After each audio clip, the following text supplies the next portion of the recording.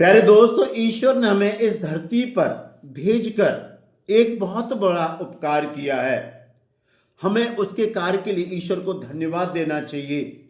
ईश्वर ने हमें इस धरती पर भेजा है जिससे कि हम इस सुंदर सृष्टि को निहार सके, इन सुंदर सृष्टि को हम अंगीकार कर सके, इस सुंदर सृष्टि की हम देखभाल कर सके और जो ईश्वर के जो नियम है, जो कायदे कानून है, उसके आधार से हम चल सकें।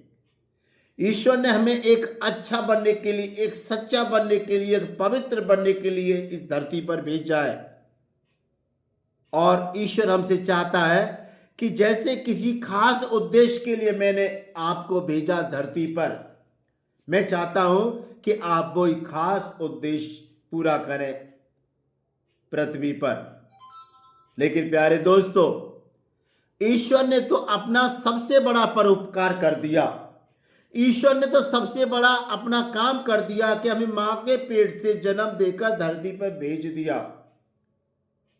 जैसे मैं कई बार बता चुका हूं प्यारे दोस्तों, इस बात को समझना कि जब ईश्वर ने भेजा है तो हमारे अंदर कोई चालाकी नहीं रहती, हमारे अंदर कोई गलत बात नहीं रहती, हमारे अंदर कोई ऊंच नीच की बात नहीं रहती। जब ईश्वर धरती पर भेजता है हमें मां के पेट के द्वारा, जो भी हम गंदी बातें सीखते हैं धरती पर सीख जाते हैं आकर जन्म लेने के बाद। जो भी शैतानी जो बात होती है, शैतानी जो हरकत होती है, हम सीख जाते हैं। जब कोई मनुष्य ईश्वर के बताए हुए नियमों पर नहीं चलता, जब कोई भी मनुष्य ईश्वर के विधियों के आधार से नहीं चलता, तो ईश्वर को बहुत दुख होता है। आप इस बात को माने या ना माने, यह आपके विवेक पे, ज्ञान बुद्धि विवेक पर निर्भर करता है कि कहां तक आप मानते हैं। तो प्यारे दोस्तों, हम सबको पता है और हम इस बात को भी जानते हैं कि ईश्वर ने तो केवल दो जातियां बनाई, स्त्री और पुरुष, और एक धर्म बनाया, इंसानियत। इसके अलावा ईश्वर ने जो धरती पे हम रहते हैं, जो भी धर्म, ईश्वर ने नहीं बनाए। इंसान ने अपने व्यक्तिगत फायदे के लिए, इंसान को कहां लाभ मिलना चाहिए, कहां फायदा होना चाहिए, उसके लिए इंसान ने सब कुछ बनाया और इंसान ने अपने व्यक्तिगत फायदे के लिए सबको एक दूसरे में बांट दिया। और इसमें शैतान का रोल सबसे अहम होता है, क्योंकि हम सबको पता है कि जब हम ईश्वर के रास्ते पर चलते हैं, ईश्वर के बताए हुए मार्ग पर चलते हैं, ईश्वर को बहुत ही सुखद अनुभव होता है, बहुत ही हमसे खुश हो जाते हैं। जब हम ईश्वर की बात ना मानकर शैतान के चंगुल में फंस जाते हैं तो ईश्वर को बहुत बुरा लगता है। ईश्वर ने हमें इसके लिए नहीं बनाया कि हम दूसरों को नीचे गिरा दें। ईश्वर ने हमें उसके लिए नहीं बनाया कि हम दूसरों को जीवन बर्बाद कर दें। ईश्वर ने हमें इसके लिए नहीं बनाया कि हम दूसरों की धन संपत्ति को लूट लें। ईश्वर ने हमें इसके लिए नहीं बनाया कि वो जो कल नहीं मरे वो आज मर जाए। इस सोच के लिए ईश्वर ने हमें नहीं बनाया।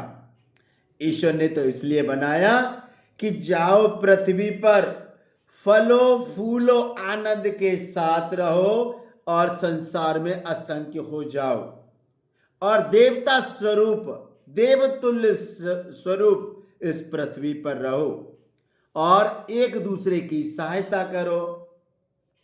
जब कोई भी जरूरत हो, लोगों को एक दूसरे की मदद करो। प्यारे दोस्तों, ईश्वर ने हमें नहीं बनाया है कि हम एक दूसरे पे उंगली उठाएं, हम दूसरों के बारे में गलत सोचें। ईश्वर ने हमें ऐसे नहीं बनाया। प्यारे दोस्तों, इस बात को समझना। एक छोटी सी कहानी इस प्रकार से है। यह कहानी धर्म ग्रंथ आधारित है। एक बार एक औरत लोगों ने पकड़ ली थी और उस ईश्वर के पास लेके आए कि प्रभु जी, यह औरत व्यभिचार करते हुए पकड़ी गई है, हमने देखा इसलिए हम आपके पास लेकर आए। हमारे ग्रंथ में तो यह लिखा हुआ कि जो औरत व्यभिचार करते हुए पकड़ी जाए कि उसे पत्थरों से मार दो। प्रभु जी, आपका क्या विचार है, बताइए। वहां पर सैकड़ों लोग थे, सैकड़ों की संख्या में लोग थे। प्रभु ईश्वर हो सकता है अचंभे में पड़ गए होंगे, आश्चर्य कर रहे होंगे। ईश्वर चुपके से नीचे बैठ गए। प्रभु नीचे बैठने के बाद वो धरती पर कुछ लिखने लगे। उन्होंने लिखा, इस औरत में, इस बेटी में, इस बहन में, इस महिला में पहला पत्थर वही मारे जिसने आज तक पाप न किया हो। यह सुनकर वहां उपस्थित सैकड़ों की संख्या में लोग सोचने लगे, पाप तो मैंने भी किया है, मैंने किसी की हत्या करी है, पाप तो मैंने भी किया है, व्यभिचार किया है, पाप तो मैंने भी किया है, किसी की चोरी करी है, पाप तो मैंने भी किया है, किसी की धन संपत्ति लूटी है, पाप तो मैंने भी किया है, दूसरों को नीचे गिराया है, पाप तो मैंने भी किया है, जहां मैं कार्य करता हूं वहां मैंने गलत काम किया है। ये सारी बात सोचकर वहां सैकड़ों की संख्या में उपस्थित लोग छोड़ छाड़ के सब भाग गए। वहां पर रह गए प्रभु जी और वो औरत। प्रभु ईश्वर ने कहा, बेटी, क्या किसी ने तुम्हें दोष लगाया? ईश्वर ने कहा, प्रभु जी, किसी ने मेरे ऊपर दोष नहीं लगाया। तो प्रभु ने कहा, बेटी जाओ, आज के बाद कोई पाप नहीं करना और मैं भी दोष नहीं लगाता हूं। जी हां प्यारे दोस्तों, यह छोटी सी कहानी, यह संक्षिप्त कहानी हमको और हमारी तरफ यह इशारा करती है कि जब हम अपने दिन प्रतिदिन के जीवन में दूसरों पे उंगलियां उठाते हैं, हम कहां तक सही हैं। जो भी कोई कार्य करता है उस पे हम उंगली उठाते हैं, उसकी शिकायत करते हैं। क्या हम अपनी गलती भूल जाते हैं? जहां हम भी काम करते हैं, कहीं भी काम करते हैं, XYZ, क्या हम बड़े तन मन से वहां काम करते हैं? क्या हम 100% हिसाब रखते हैं और हिसाब देते हैं? यदि हमारे अंदर ये सोच आ जाएगी, ईश्वर की सोच, तो समाज में कभी विखंडन नहीं होगा। तो समाज में, किसी भी देश की समाज में कभी भाईचारा नहीं बिगड़ेगा। सभी लोग पास पड़ोस के, समुदाय के, देश प्रदेश के, राज्य के, जिले के सब लोग चैन से रहेंगे। अक्सर दोस्तों आपने देखा होगा, हम लोग अक्सर दूसरों पे उंगलियां उठाते हैं। तू ऐसा है, तू ऐसी है, तू ऐसा काम करती है या तू ऐसा काम करता है। लेकिन हम भूल जाते हैं हम कहां गलती करते हैं, क्योंकि हमें अपनी गलती दिखाई नहीं देती है, हमें अपने गुनाह दिखाई नहीं देते, दूसरे के गुनाह ही दिखाई देते हैं। जब हम दूसरे की तरफ एक उंगली उठाते हैं तो देखिए, ये अंगूठा सहित ये उंगली हमारी तरफ इशारा कर रही है। जब तुम दूसरों की तरफ उंगली उठाते हो तो अपने पापों को भी देखो, अपने कार्यों को भी देखो, अपने दिन प्रतिदिन के क्रियाकलापों को भी देखो। आप क्या करते हो? क्या आप अच्छा काम करते हो? क्या आप हिसाब रख देते हो? नहीं। यदि ये सोच आ जाए तो उस दिन से आदमी सुधर जाएगा, मनुष्य सुधर जाएगा, कभी भी गलत काम नहीं करेगा और इस स्थिति में ईश्वर का राज्य आ जाएगा। ईश्वर का राज्य क्या है? एक दूसरे को समझना, एक दूसरे की आवश्यकताओं की पूर्ति करना, एक दूसरे की मदद करना, एक दूसरे की देखभाल करना, चाहे वो शिक्षा का क्षेत्र हो, चाहे वो स्वास्थ्य का क्षेत्र हो, चाहे वो नैतिक मूल्यों का क्षेत्र हो, चाहे खाद्य सामग्री का क्षेत्र हो, किसी का भी हो, ईश्वर का राज्य आ जाएगा। लेकिन प्यारे दोस्तों, एक बार और बता रहा हूं, इस बात को ध्यान करना, हम अपने घमंड में आकर, हम अपने अहंकार में आकर दूसरों को नीचे दिखाते हैं, दूसरों को नीचा गिराते हैं, अपने व्यक्तिगत फायदे के लिए दूसरों का जीवन भी बर्बाद करते हैं। जो लोग काम करते हैं उनकी नौकरी भी छुड़ा देते हैं। लेकिन कहते हैं ना, ईश्वर के यहां देर है अंधेर नहीं। जब ईश्वर की लाठी पड़ती है ना, कुछ दिखाई नहीं देता प्यारे दोस्तों, कुछ दिखाई नहीं देता। इस बात को समझना प्यारे दोस्तों, यदि हम सबको खुश रहना है, हमें खुश रहना है, बीवी के साथ खुश रहना, पति के साथ खुश रहना है, माँ बाप से, भाई बहनों के साथ खुश रहना, समुदाय के साथ, रिश्तेदार, बच्चों के साथ, हम एक दूसरे की तरफ उंगली ना उठाएं। कौन क्या कर रहा है करने दो, उसके कर्म उसके साथ, उसका पाप उसके साथ, तुम अपना देखो, अपना देखो हम क्या कर रहे हैं। यदि प्यारे दोस्तों इस तरह से मन सोचने लगेगा, समाज में कभी झगड़े नहीं होंगे, समाज के सब लोग देवतुल्य बन जाएंगे, सच्चे ईश्वर के सृष्टि किए हुए मनुष्य बन जाएंगे। क्योंकि मैंने एक बार आपको बताया था, जब बच्चा जन्म लेता है बिना पापों के आता है, बिना बीमारियों के आता है, और जब इंसान मरता है तो बीमारियों से मरता है, पापों से मरता है।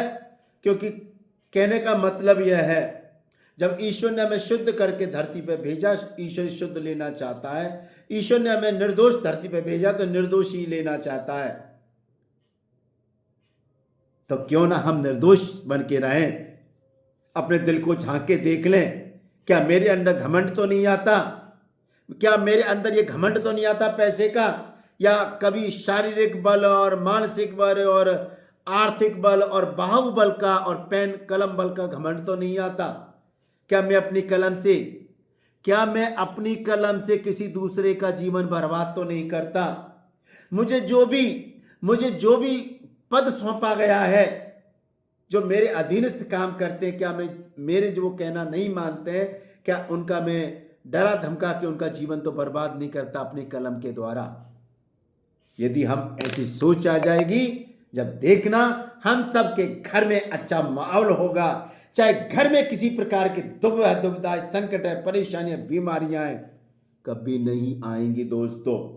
एक बार इसको हम सबको आजमाने की जरूरत है। क्योंकि कहते हैं ना, कथनी और करनी में अंतर। यदि हम मनुष्यों की कथनी और करनी में अंतर नहीं होगा, तो हम जो ईश्वर से मांगेंगे, ईश्वर हमको जरूर प्रदान करेंगे। क्योंकि ईश्वर चाहते हैं कि हम अपना पाप स्वीकार कर उसका कहना माने, उसके आज्ञाओं का पालन करें। तो हम किसी पर हम दोष न लगाएं और हम किसी को जज भी न करें, क्योंकि जज करने वाला तो वो है जिसने हमको जीवन दिया है।